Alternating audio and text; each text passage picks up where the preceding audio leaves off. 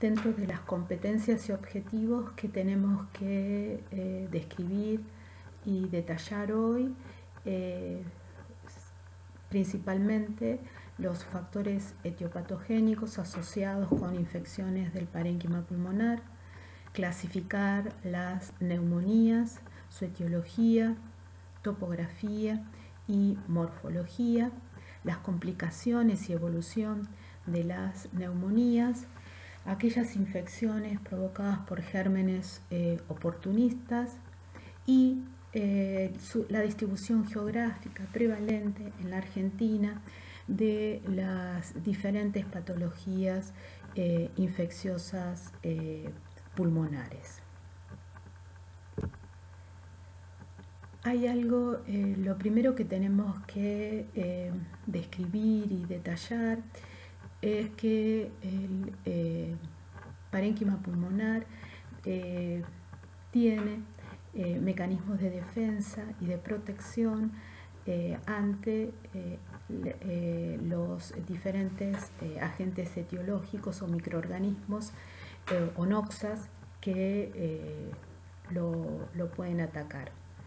Estos mecanismos de defensa comienzan con mecanismos como son el cierre de la glotis, la tos, el epitelio cilíndrico ciliado, secretor de moco, que protege la vía aérea tanto superior como inferior, tratando de impulsar el material hacia el exterior, la presencia de inmunoglobulina A, inmunoglobulina G y M, tanto en vías aéreas superior como bajas, que protegen principalmente contra las infecciones virales, o aglutina bacterias y activa el complemento. Y por último, elementos celulares como los macrófagos en superficie alveolar, la presencia de neutrófilos y linfocitos como las células responsables de la inmunidad del paciente, que tratan de fagocitar y de destruir los microorganismos. Existen categorías de infecciones.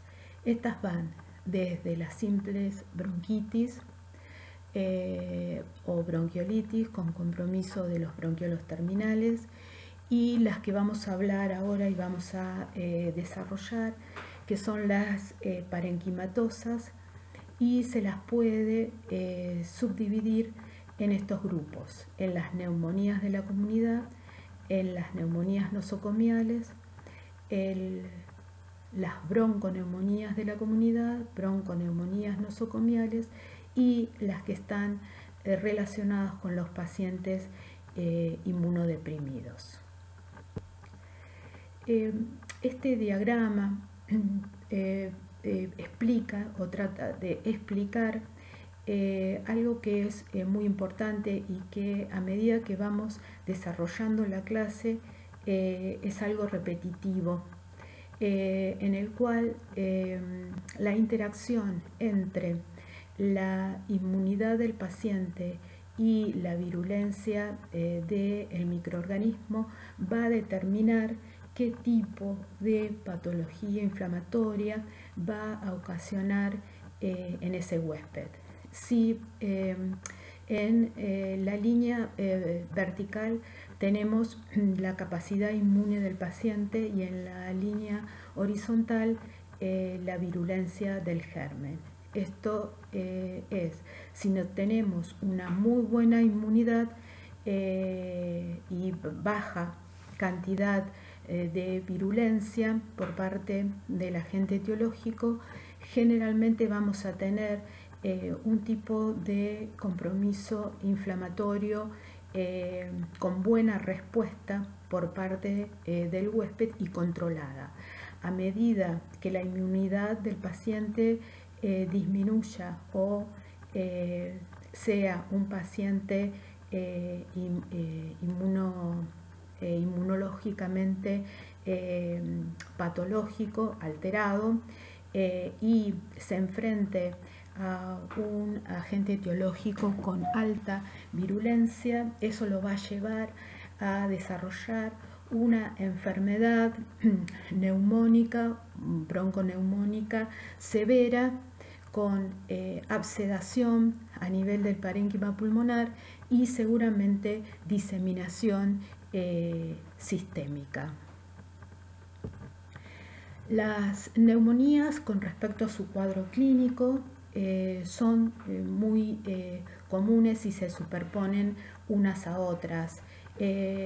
Estos síntomas son compartidos por la gran mayoría de ellos y tienen fiebre, tos, hemoptisis, congestión nasal y una de las complicaciones más comunes de la neumonía es el compromiso pleural que se traduce con el síntoma característico de dolor costal. El otro elemento común son las patentes radiológicas de estos pacientes. En general, actualmente lo que se utiliza es la tomografía computada de alta resolución y en general se consideran a estas imágenes como opacidades. Estas opacidades pueden ser nódulos o nódulos múltiples, puede ser una gran masa que ocupe un gran campo pulmonar, puede ser una consolidación completa del lóbulo, pueden ser múltiples nódulos pequeños o grandes, una imagen de masa tumoral o la imagen clásica de opacidades pequeñas que se denomina en vidrio esmerilado. ¿Qué cuenta el patólogo para poder poner en evidencia los diferentes agentes etiológicos en patología inflamatoria? Cuenta con muchas coloraciones y también técnicas especiales. Estas coloraciones, las más utilizadas, son el Graucock, el PAS, el Zinn-Nielsen, el Giemsam y también técnicas especiales como la inmunistoquímica, la hibridización in situ y el PCR. Pero hay que hacer una aclaración. Desde el punto de vista de la anatomía patológica, nosotros podemos poner en evidencia el organismo de acuerdo a sus características morfológicas, podemos orientar y decir a cuál o cuál pertenece, pero el diagnóstico correcto siempre debe ser realizado a través del cultivo. Bueno, vamos a entrar entonces ahora específicamente a la patología inflamatoria infecciosa pulmonar. La respuesta inflamatoria pulmonar a la infección puede ser clasificada en 5 grupos: inflamación supurativa, inflamación mononuclear o granulomatosa, inflamación citopática viral, la inflamación necrotizante y la inflamación crónica y cicatrizal. Esta respuesta inflamatoria por parte del pulmón está relacionada directamente con cada uno de los agentes etiológicos que van a provocar en el pulmón 3 tipos característicos de patrones en el parénquima pulmonar, que son la neumonía, bronconeumonía y el absceso de pulmón. En forma esquemática podemos ver los cuadros característicos anteriormente descritos, como son la bronconeumonía, la neumonía global y el absceso pulmonar.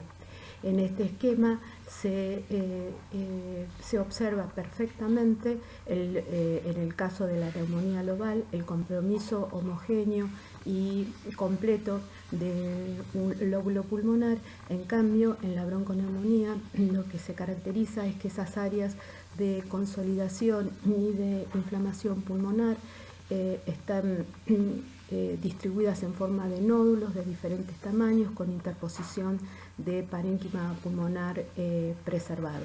Y el tercer tipo de alteración patológica a nivel del parénquima pulmonar es el absceso del pulmón, que suele ser un área cavitada con destrucción del parénquima pulmonar, donde esa área cavitada se rellena de numerosos leucocitos polimorfonucleares, muchos de ellos necróticos, y que conlleva a la destrucción de los tabiques pulmonares, que es la característica histológica del absceso de pulmón.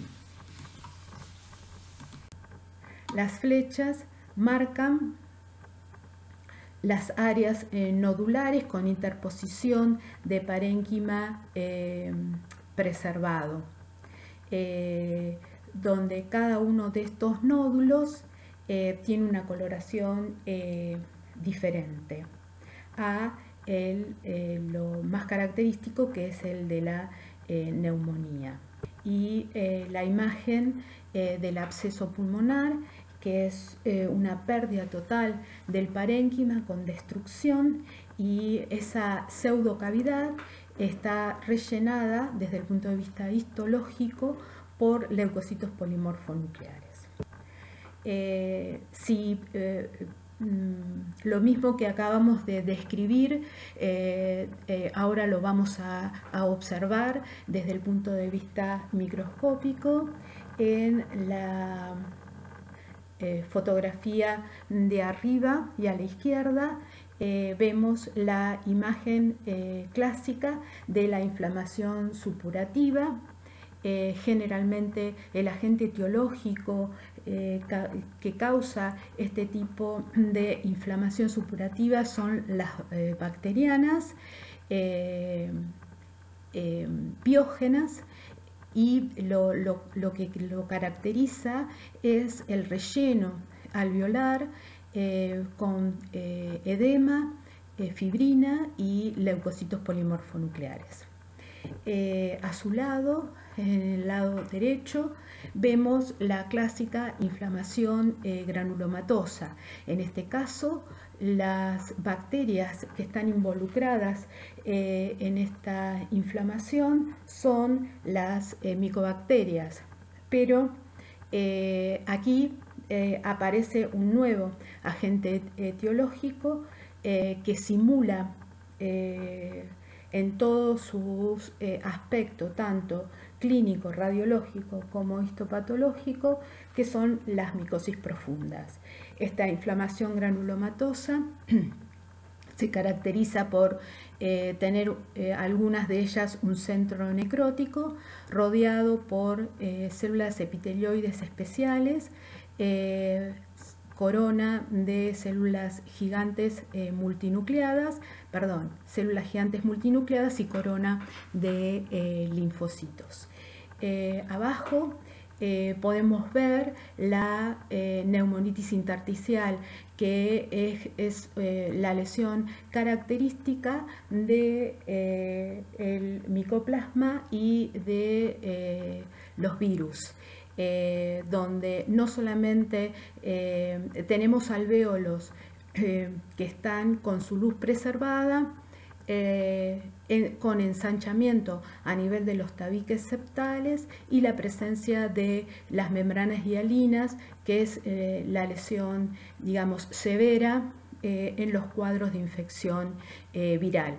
Juntamente con la neumonitis intersticial, los virus se asocian con lo que se conoce como efecto citopático viral a nivel celular, que algunos de ellos tienen características especiales, pero lo más importante es la presencia de inclusiones intranucleares o intracitoplasmáticas. En el otro ángulo tenemos la clásica imagen de un absceso. Es una neocavidad sin pared, con destrucción de parénquima, con necrosis colicuativa, y esa lesión es rellenada, ese espacio, esa pseudocavidad, es rellenada por leucocitos polimorfonucleares y piocitos. Y por último, todas ellas en su evolución si van hacia la resolución o a la fibrosis, tenemos los cuadros de neumonitis crónica o involutiva o fibrosante. Dentro de cómo se pueden clasificar las neumonías bacterianas. Desde el punto de vista de su patogénesis en primarias o secundarias, desde el punto de vista de la epidemiología, en las neumonías de la comunidad o nosocomiales, desde el punto de vista de la anatomía patológica, como hasta ahora estuvimos viendo en bronconeumonías y neumonías, de acuerdo a su curso clínico, como siempre, en toda patología inflamatoria, una forma fácil y rápida de clasificarlas es en agudas y crónicas, y de acuerdo a sus agentes etiológicos tenemos las bacterianas piógenas, las atípicas y las filamentosas. Las más importantes de todas ellas son las piógenas. Pero nos vamos a referir específicamente desde el punto de vista de la anatomía patológica. Y acá las vamos a clasificar de acuerdo a sus características de agente etiológico y dependiendo de la inmunidad del paciente. Esta clasificación las divide en neumonías adquiridas de la comunidad, neumonía nosocomial, neumonía por agentes oportunistas, la llamada neumonía típica, la neumonía por aspiración, las crónicas y granulomatosas y las necrotizantes. Ahora vamos a pasar en forma rápida varias diapositivas donde lo único que hice fue enumerarles cuáles son los agentes etiológicos más comunes de las diferentes neumonías que acabamos de clasificar. Por ejemplo, en la neumonía adquirida hay una lista enorme, pero hay dos que son los más importantes, como el Streptococcus pneumoniae y el Haemophilus influenza. Dentro de la neumonía nosocomial, las enterobacterias son las más importantes. Dentro de la neumonía típica, el micoplasma. Dentro de las neumonías por aspiración, la flora oral, ya sea anaerobia y aerobia. Dentro de las neumonías crónicas, la nocardia. Dentro de las granulomatosas, aquí sí vamos a dar cierta importancia a la micobacteria tuberculoide, las micobacterias atípicas y los hongos con sus micosis profunda. Las neumonías asociadas a huésped inmunocomprometidos, que son variados, pero van desde virus como el citomegalo hasta la candidiasis invasiva, y las neumonías necrotizantes o abscedantes, donde los agentes etiológicos más comunes es el Staphylococcus aureus, el neumococo tipo 3 y la Klebsiella. Vamos a introducirnos dentro de la patogenia de cada una de ellas. Vamos a ver dónde están sus diferencias, pero antes de hablar de eso, quiero que ustedes recuerden dónde ocurre este intercambio entre el huésped y el microorganismo y cuáles son los elementos histológicos que están involucrados en la interacción del proceso inflamatorio. Entonces recordar al neumonocito tipo 1, al neumonocito tipo 2, al tejido intersticial, que está íntimamente ligado al capilar endotelial, donde ocurre el intercambio gaseoso, y es en este sector donde van a ocurrir diferentes etapas hasta llegar a la producción de la neumonía o bronconeumonía o absceso de pulmón. Este cuadro explica la patogenia más frecuente y característica de la infección provocada por bacterias piógenas. En general, cómo llega la bacteria al pulmón, generalmente lo hace por vía aerógena. La célula que primeramente se pone en contacto con el agente etiológico es el macrófago alveolar. Este macrófago, por un lado, va a liberar factores quimiotácticos que van a ir al reclutamiento y estimulación de células inflamatorias. En el caso de las bacterias, va a estimular la diapedesis y la llegada de polimorfonucleares a la luz alveolar. Por otro lado, se van a producir fenómenos vasculares con vasodilatación, aumento de la permeabilidad vascular, activación del complemento y del sistema de coagulación con plaquetas. Es decir, que este combo de alteraciones, tanto a nivel vascular como a través del reclutamiento y estimulación de células inflamatorias, llevan por consiguiente al llenado del alvéolo por leucocitos polimorfonucleares. Hay algo que siempre tenemos que tener en cuenta, que es en qué pacientes vamos a encontrar la neumonía adquirida en la comunidad.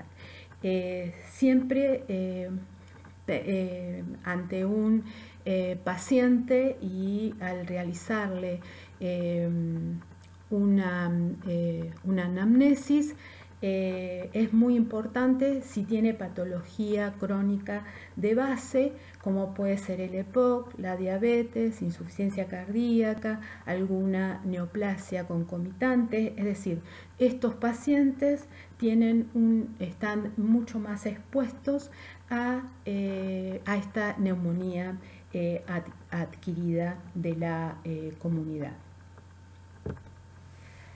La neumonía y tanto la bronconeumonía se la subdivide en etapas, y esto está íntimamente relacionado con lo que acabamos de describir con la etiopatogenia. En un primer momento hay fenómenos de tipo de vasodilatación y fenómenos vasculares que llevan a la primera etapa del proceso inflamatorio, que es la congestión. Le sigue una etapa denominada de hepatización roja, en la cual esos alvéolos se llenan de leucocitos polimorfonucleares y fibrina. La etapa de hepatización gris, donde ya se produce la licuefacción de los elementos inflamatorios, y la etapa resolutiva.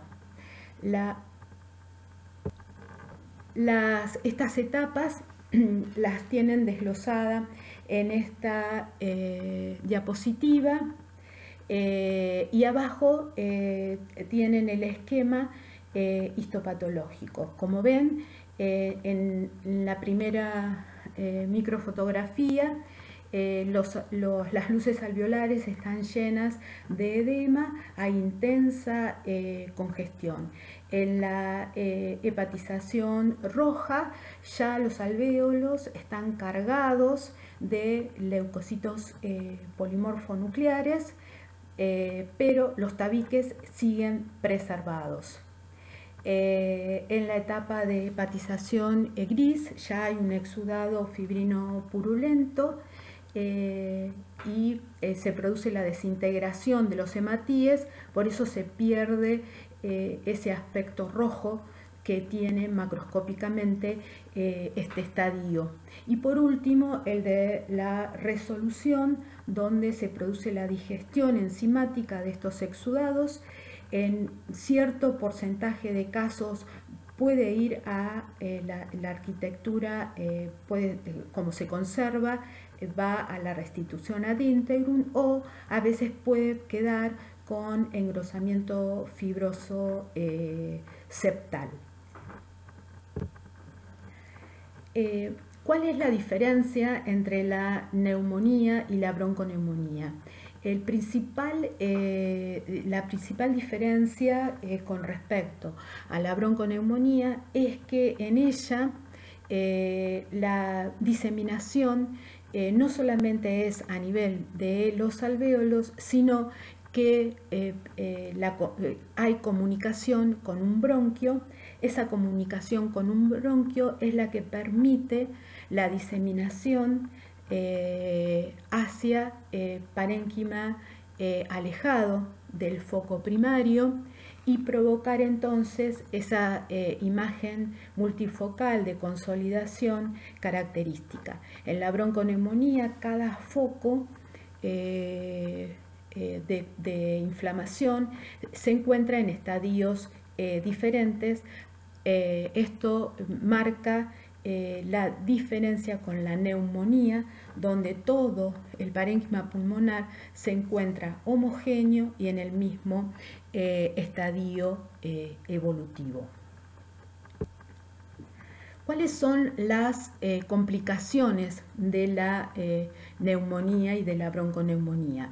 En especial, su extensión a la pleura, que lo puede hacer ya sea por derrame, por biotórax o empiema.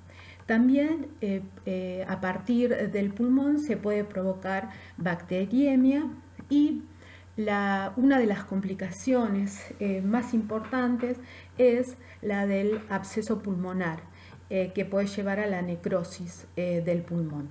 Se considera que tanto neumonía como bronconeumonía tienen una mortalidad aproximadamente del 10%. Hasta ahora estuvimos hablando de la neumonía y bronconeumonía, pero si recuerdan, yo dije que el pulmón responde con 3 características patológicas y la tercera es el absceso de pulmón.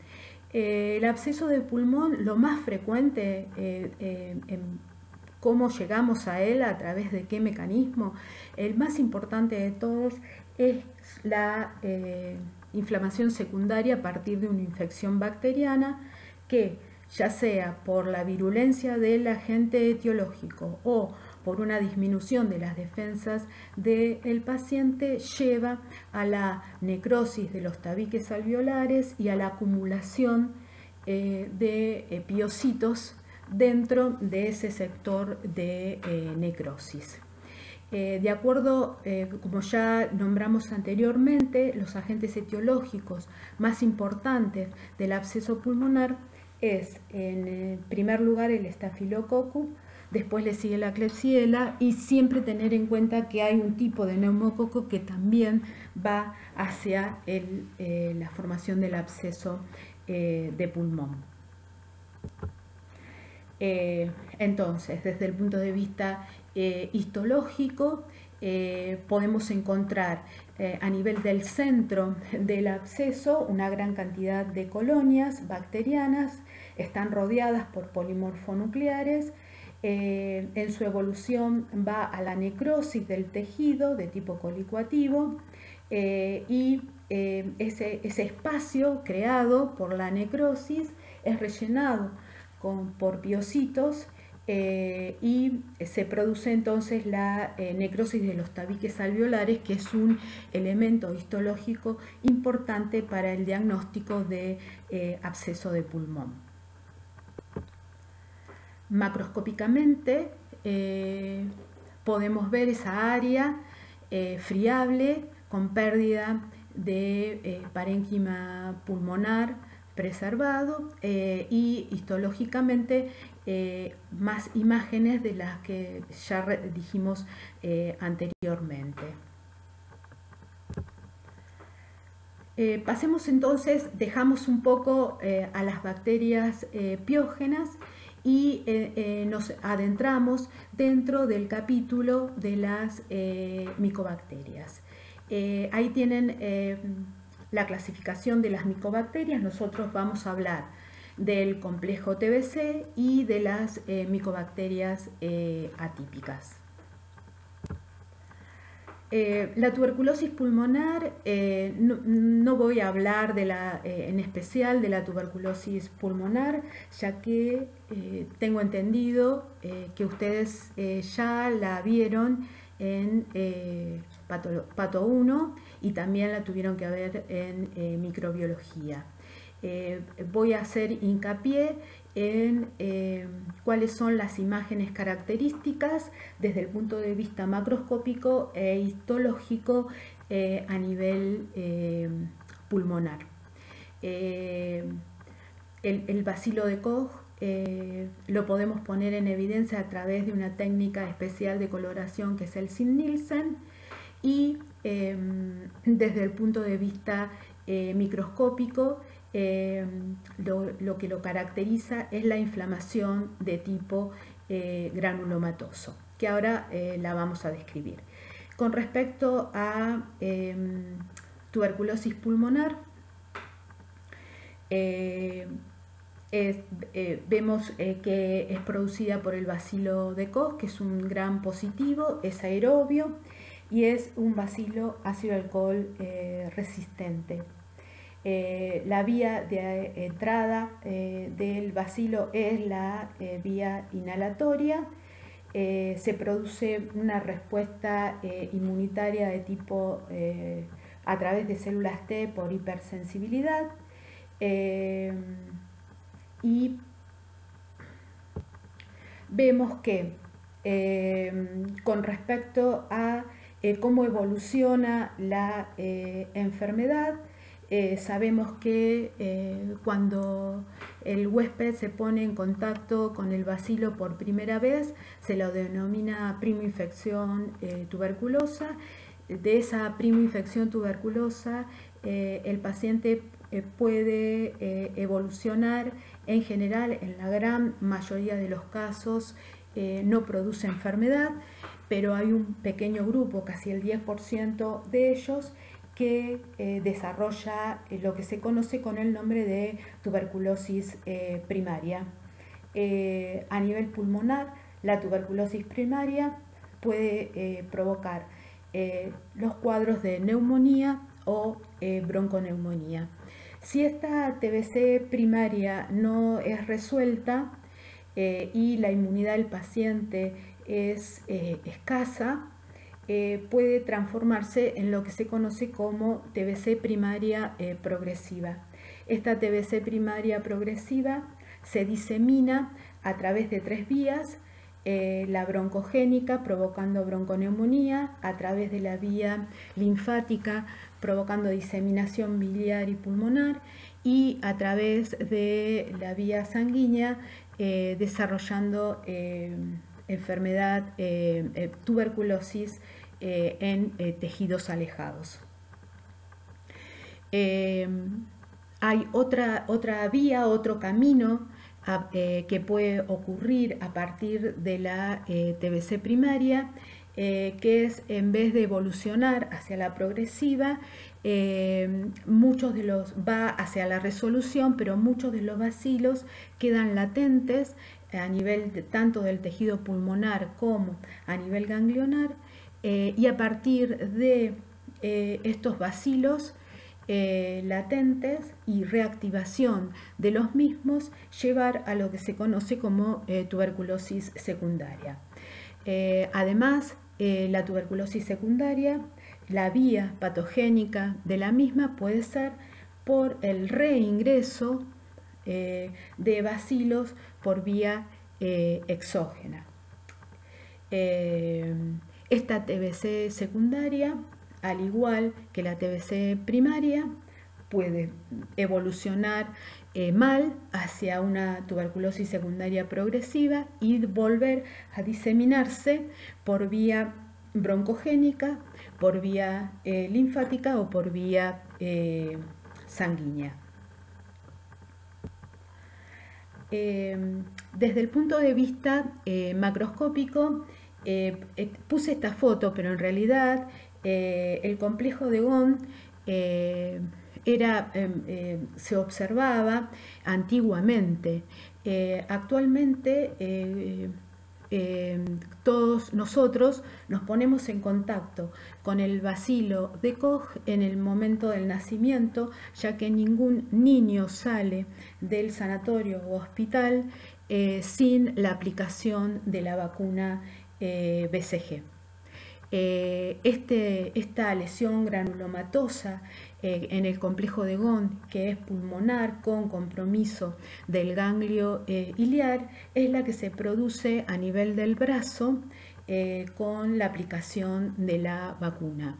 Existe una situación patológica que puede verse en los niños, que es lo que se conoce con el nombre de BCGitis, que es cuando se produce como una hipersensibilidad al bacilo y una reacción exagerada con formación de una adenitis tuberculosa asociada a la aplicación de la vacuna BCG.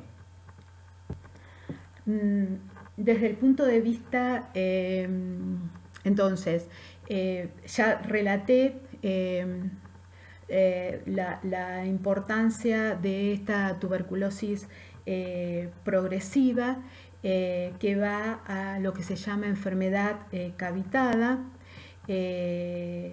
y generalmente con compromiso pleural y empiema. Como dije, el bacilo puede abrirse paso a través de diseminación linfohematógena y también puede abrirse paso a través del compromiso bronquial, provocando bronconeumonías tuberculosas con lesiones extensas y alejadas del sitio primario. En la TBC secundaria pasa exactamente lo mismo y desde el punto de vista histológico, primero vamos a ver desde el punto de vista radiológico. Las imágenes son compartidas por otras patologías, como vamos a ver posteriormente. Las neumonías, a veces las neumonías de etiología viral, las neumonías de etiología micótica, también van a provocar imágenes semejantes de opacidades completas, condensaciones, formación de cavernas o quistes y la imagen característica multinodular de la bronconeumonía. Con respecto a las macroscopía, en este caso adquiere mucha importancia ya que las lesiones por tuberculosis se asocian a la necrosis gaseosa, que nos va a dar la imagen característica de ese material blanquecino tipo queso, que rápidamente cuando uno los ve por macroscopía lo asocia directamente a tuberculosis. más imágenes macroscópicas. La imagen de arriba permite ver numerosas cavidades rellenas de este material blanquecino característico, un corte de pulmón macroscópico con la imagen miliar por diseminación linfática y un ganglio linfático cortado al medio, donde su parénquima está totalmente reemplazado por este material blanquecino característico de la necrosis gaseosa en tuberculosis. Desde el punto de vista histológico, la lesión es una inflamación granulomatosa necrotizante, donde los elementos que conforman esta inflamación son la necrosis gaseosa rodeada de células epitelioides, con la célula gigante multinucleada tipo Langhans y la corona de linfocitos. Todos estos tres elementos son los que conforman lo que se conoce con el nombre de folículo de Koster. Una microfotografía para que vean la célula gigante llamada de tipo Langhans, que es la célula característica de la tuberculosis, no es patognomónica, ya que todos estos elementos que estamos describiendo desde el punto de vista microscópico van a estar presentes sobre todo en la patología asociada con micosis profunda.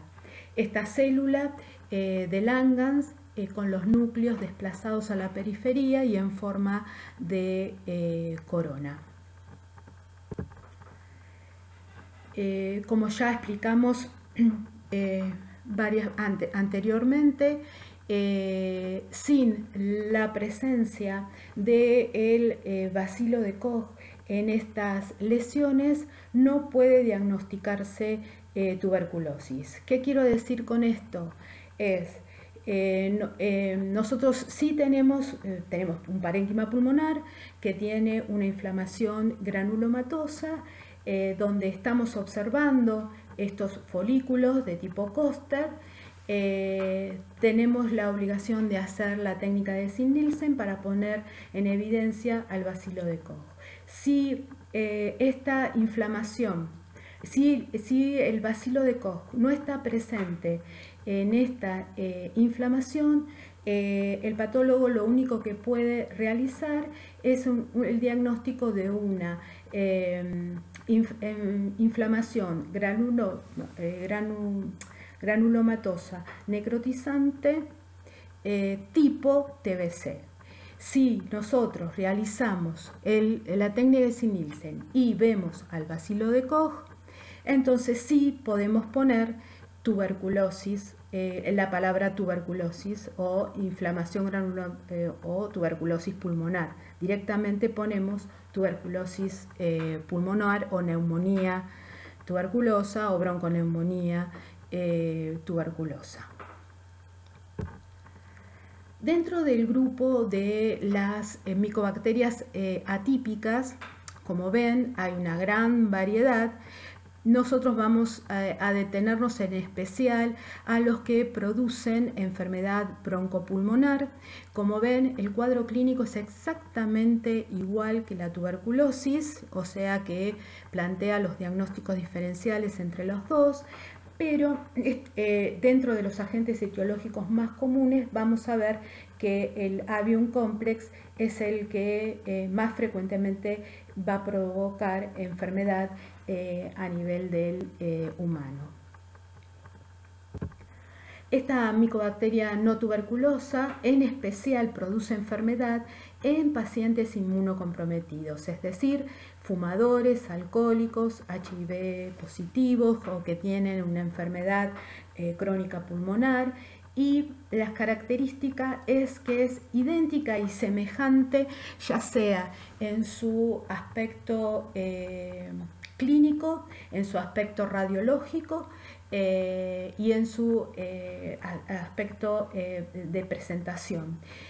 Cuando nosotros hacemos la histología de la lesión, lo que vamos a comprobar es que como son esta micobacteria actúa como un agente oportunista y se ve en pacientes donde no tienen inmunidad y por lo tanto las lesiones no van a la formación de granulomas. Lo que sí tenemos son alta necrosis de tipo gaseosa con abundantes histiocitos o macrófagos que están cargados de micobacterias. La característica es que estas micobacterias generalmente se encuentran dentro de los macrófagos.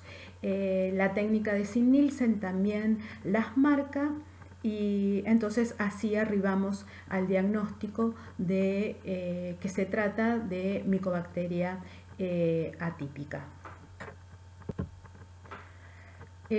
Acá finalizamos con todas las bacterias y vamos a comenzar con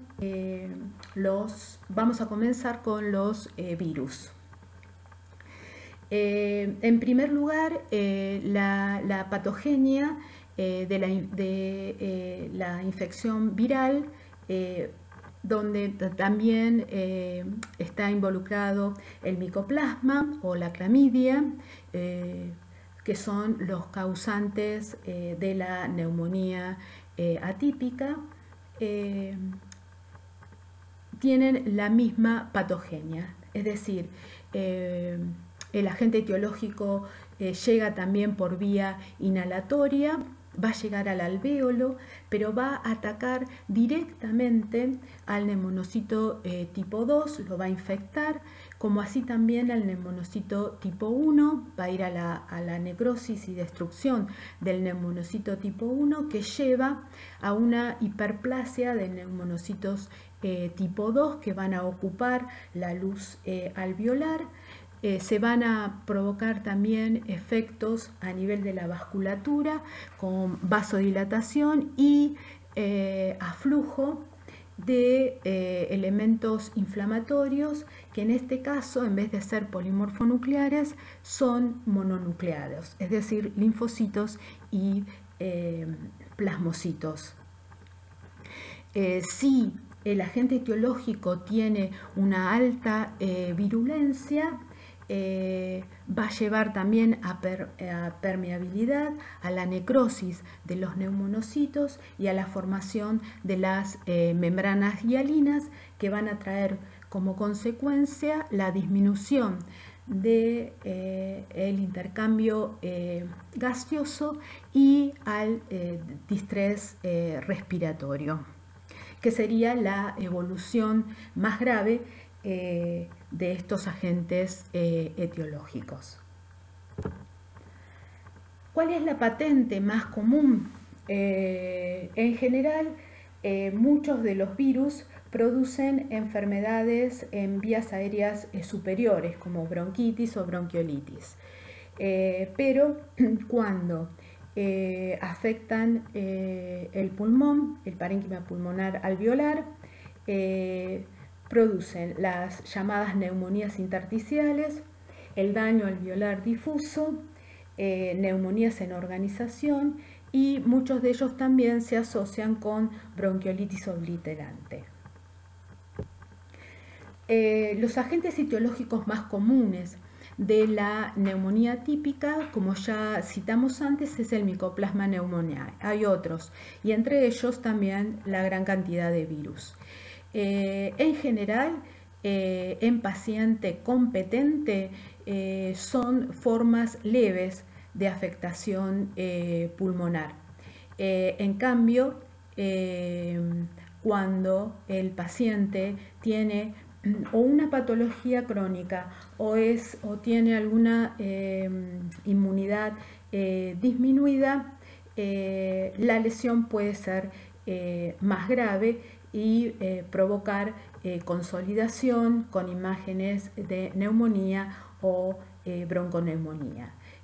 Como dije anteriormente, en la patogenia de estos agentes etiológicos, el compromiso es predominantemente intersticial, donde el infiltrado es rico en elementos mononucleados y donde la luz alveolar generalmente no tiene polimorfonucleares como las neumonías provocadas por bacterias, pero sí a nivel de la luz alveolar, en los casos graves, va a ir a la formación de las membranas hialinas. Imágenes microscópicas características de la neumonía intersticial con esos tabiques alveolares engrosados debido al infiltrado linfocitario. Como dije anteriormente, dentro de estas neumonías atípicas tenemos que incluir a las neumonías virales. Existen dos grandes grupos de virus, los virus ARN y los virus ADN. Los virus, en esta tabla están los más frecuentes que pueden comprometer el pulmón.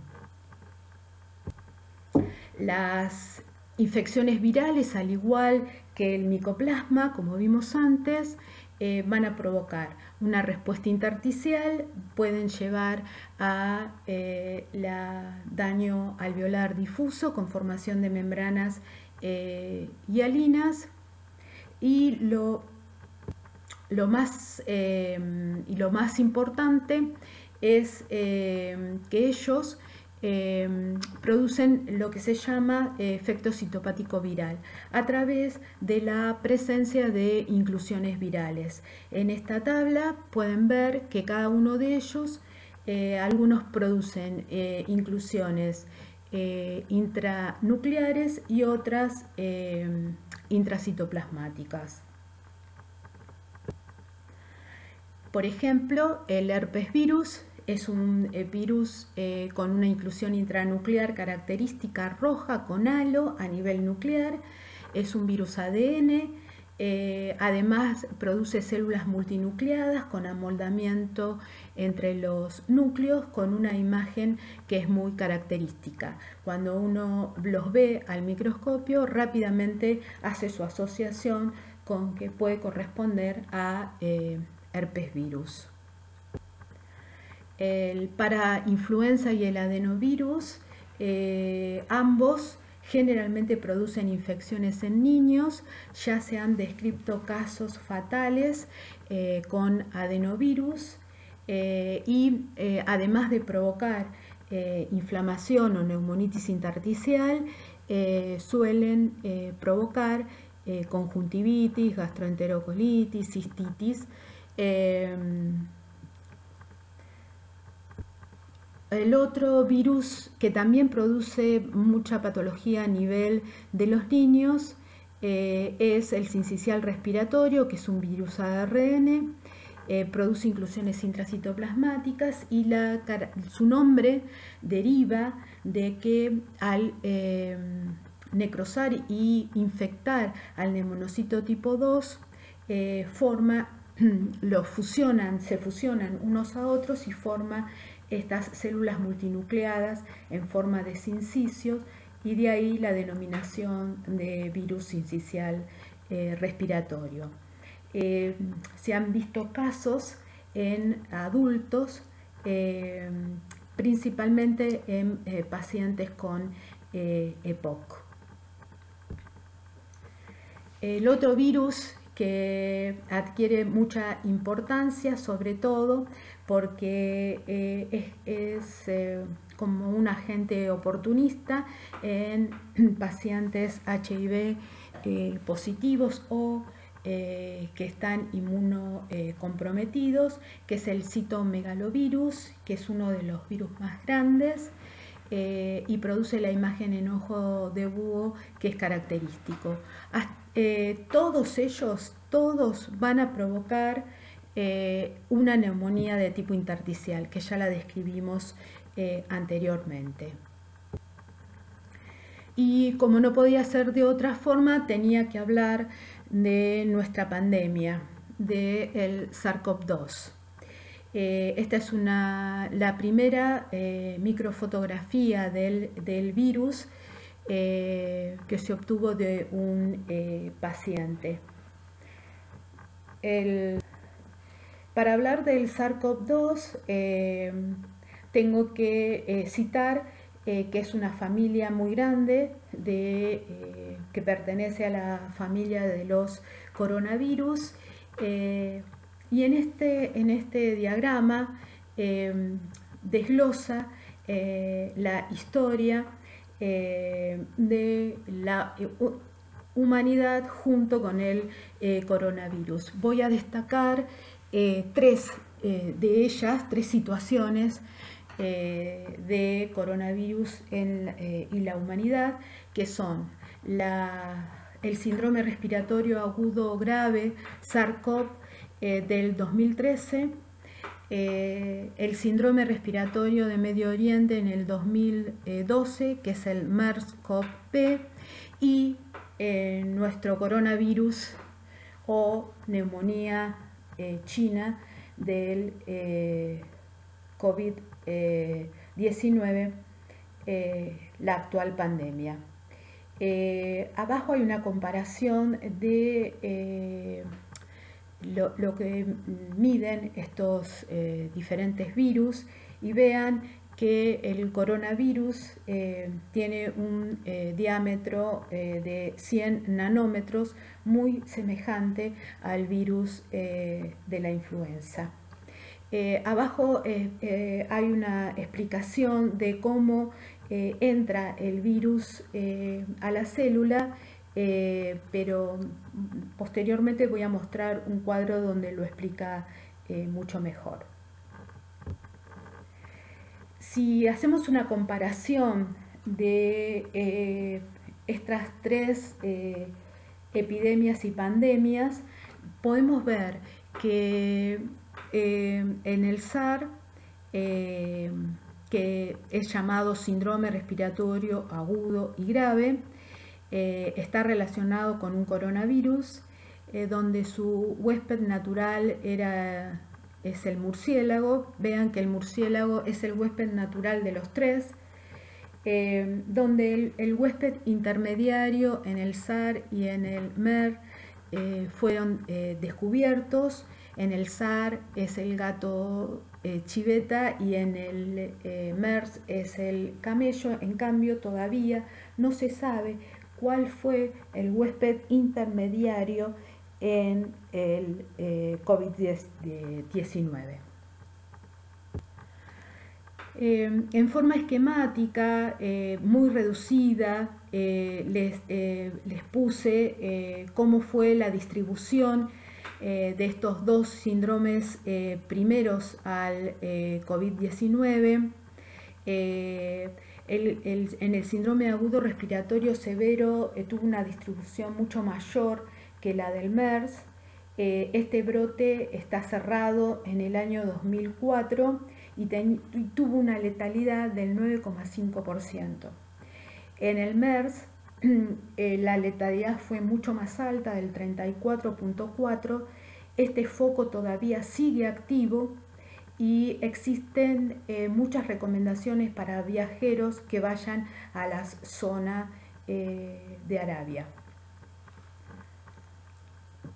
Ambos son coronavirus, ambos van a provocar las mismas lesiones o muy parecidas a las que vamos a desarrollar ahora cuando hablemos de SARS-CoV-2. Entonces, pertenece a la familia de los coronavirus, pertenece al grupo 4, es un ARN monocatenario positivo, o sea que tiene un polo positivo.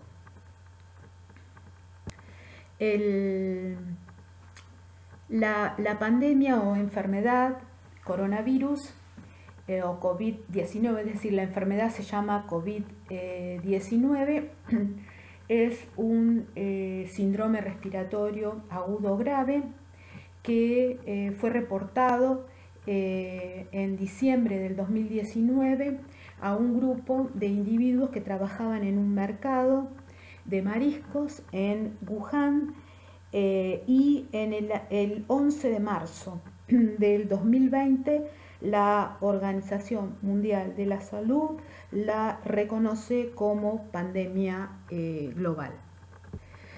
Bueno, estas imágenes ustedes seguramente han visto y estarán cansados de ver continuamente las imágenes de la pandemia. ¿Cómo se presenta desde el punto de vista clínico? Tiene un periodo de incubación de 2 a 14 días. En general, el 80% de los casos son asintomáticos o leves, un 15% se presentan en forma severa y un 5% son críticos y requieren cuidados intensivos o ventilación asistida. ¿Cuáles son las complicaciones más comunes o las lesiones más comunes de la infección por COVID-19, por SARS-CoV-2?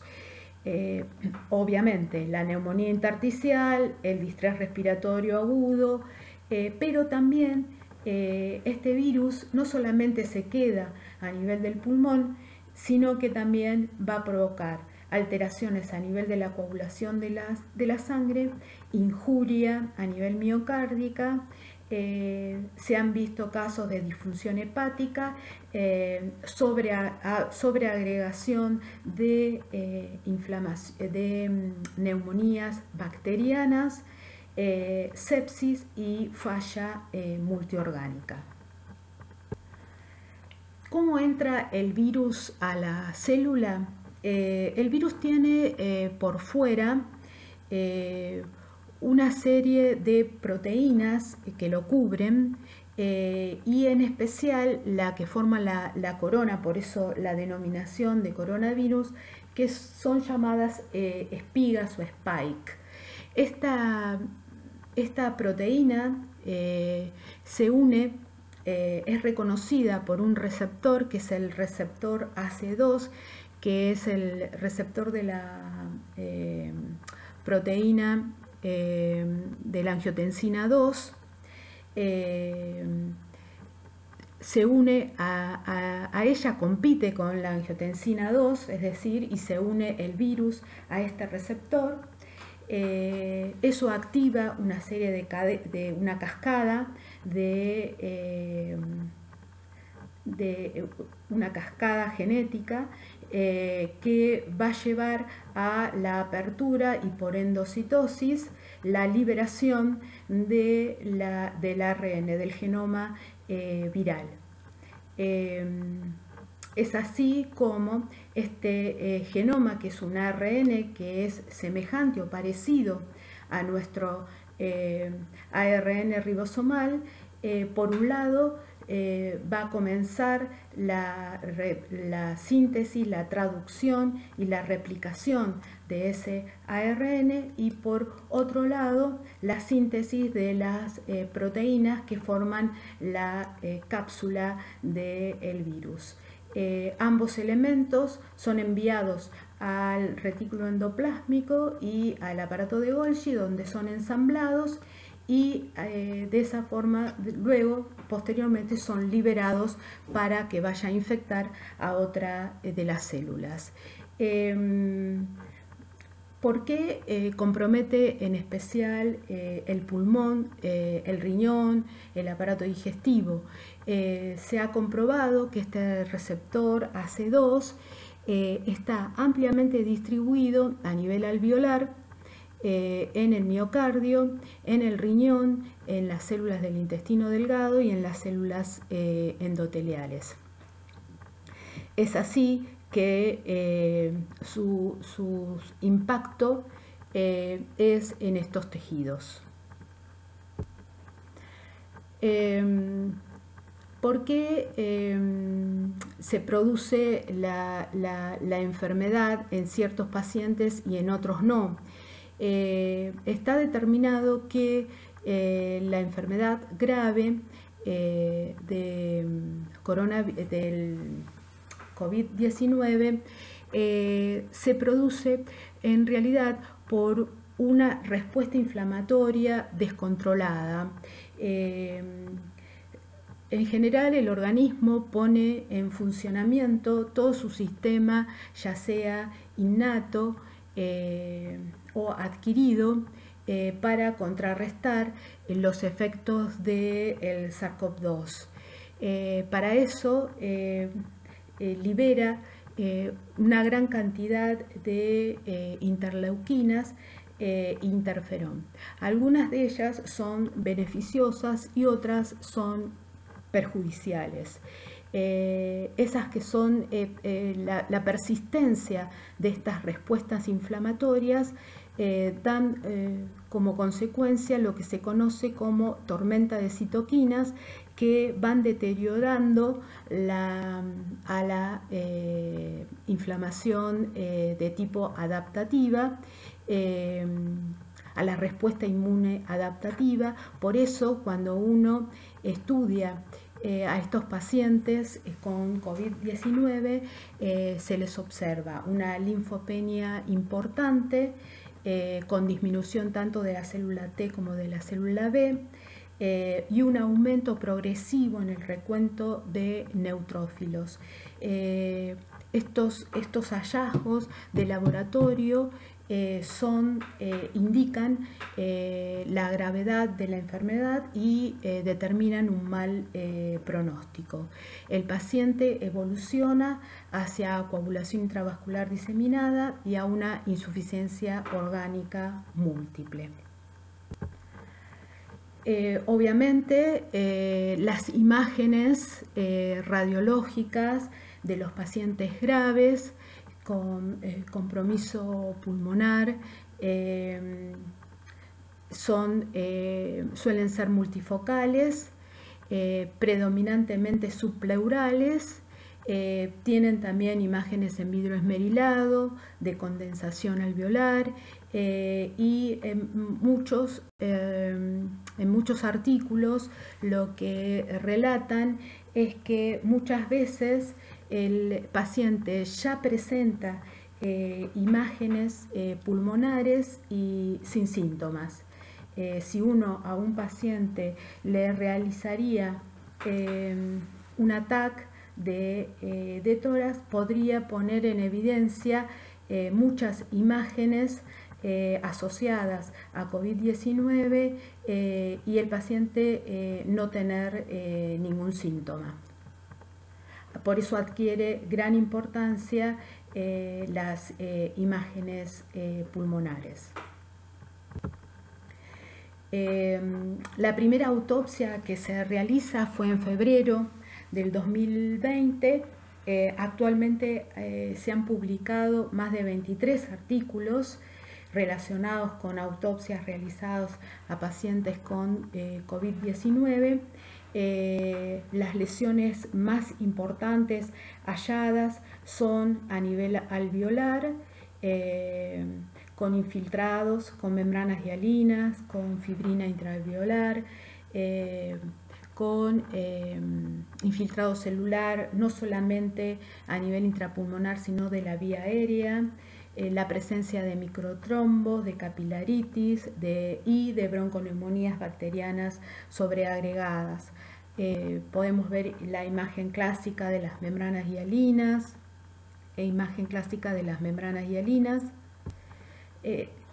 edema, capilaritis, microtrombos y la inflamación aguda subepitelial. Otras imágenes, hasta la presencia de inclusiones virales intranucleares. Bueno, ahora vamos a pasar a otros agentes etiológicos, y ellos corresponden a las micosis.